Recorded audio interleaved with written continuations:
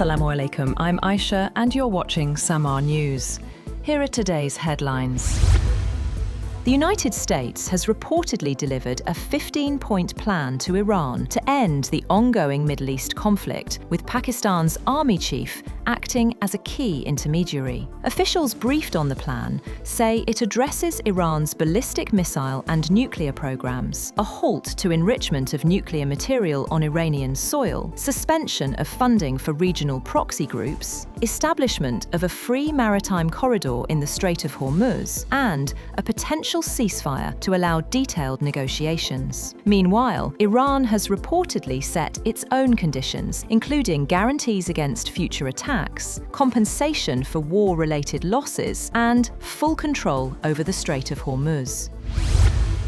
Meanwhile, Iran has rejected the US proposal to end the ongoing conflict, calling the terms excessive. A senior official said Tehran will not allow Donald Trump to dictate the timing of the war's end. Pakistan delivered the proposal, with talks potentially hosted in Pakistan or Turkey. Iran says it will continue operations until its own conditions are met.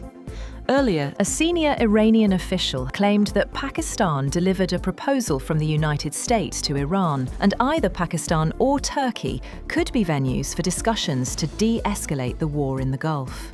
The comments were among the few signs that Tehran was willing to consider diplomatic proposals, despite having denied in public that it would negotiate with the administration of President Donald Trump. The Iranian source did not disclose details of the proposal passed on by Pakistan, or whether it was the same as a 15-point US proposal that has been reported by news outlets. The source said Turkey had also helped to end the war, and either Turkey or Pakistan was under consideration as the venue for such talks. A source familiar with the matter had confirmed on Tuesday to Reuters that the plan had been sent to Iran. The White House says President Trump is ready to escalate military action against Iran if it does not comply with US demands. Spokesperson Karoline Leavitt told a briefing that President Trump doesn't bluff and could unleash hell if Tehran refuses to abandon its nuclear ambitions. She also said the US campaign is ahead of schedule, but added that Washington is still open to talks. The White House also warned Iran against further miscalculation. Meanwhile, an Iranian military spokesman has said that the United States is negotiating with itself a day after US President Donald Trump said Tehran wants to make a deal to end the war in the Middle East. Ibrahim Zolfakhari, spokesperson for the Unified Command of Iran's Armed Forces, Khatam al-Anbiya Central Headquarters, taunted the US leadership, questioning if the level of the inner struggle has reached the stage of them negotiating with themselves. He said, "People like us can never get along with people like you." Zolfakhari said US investments and pre-war energy prices would not return as long as Washington does not accept that regional stability is guaranteed by Iranian armed forces. Iran's parliament speaker Mohammed has said that enemies are preparing to occupy one of Iran's islands with the support of a regional country. In a social media post, the speaker warned that any such move would trigger continuous and relentless attacks on the vital infrastructure of that regional state. Kalibaf also said that Iranian forces are closely monitoring all developments.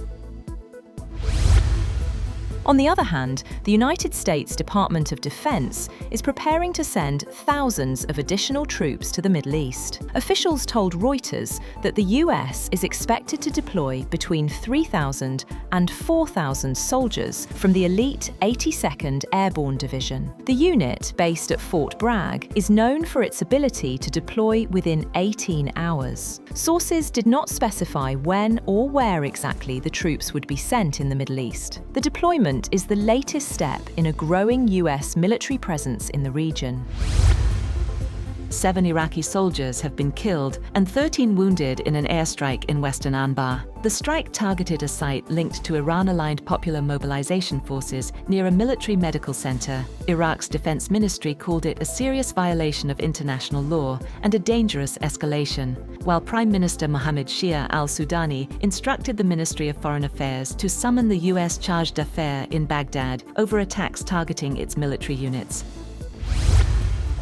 The Pentagon has said that it has reached framework agreements with BAE, Lockheed and Honeywell to boost production of defense systems and munitions as part of its shift to wartime footing. It said under the deals, Honeywell Aerospace will surge production of critical components for America's munitions stockpile as part of a $500 million multi-year investment. BAE Systems and Lockheed Martin will also quadruple production of Seekers for the Terminal High Altitude Area Defense Interceptor, while a new framework agreement with Lockheed will accelerate production of its Precision Strike missile. Saudi Crown Prince Mohammed bin Salman has held a phone conversation with Prime Minister Shehbaz Sharif, focusing on regional security, international stability, and the impact of ongoing military tensions. During the call, Prime Minister Sharif strongly condemned recent attacks on Saudi Arabia, reiterating Pakistan's full solidarity with the kingdom. He emphasized the urgent need to end conflict and restore regional stability, and also briefed the Crown Prince on Pakistan's ongoing diplomatic efforts to resolve tensions through dialogue and diplomacy. Crown Prince Mohammed bin Salman appreciated Pakistan's peace initiatives.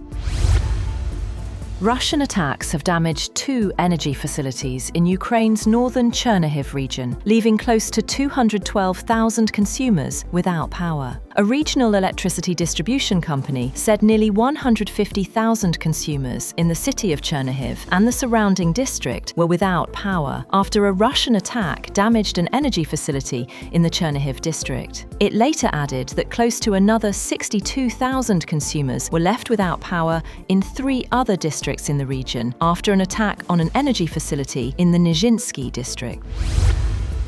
That's all for now. For more updates, visit www.samaa.tv.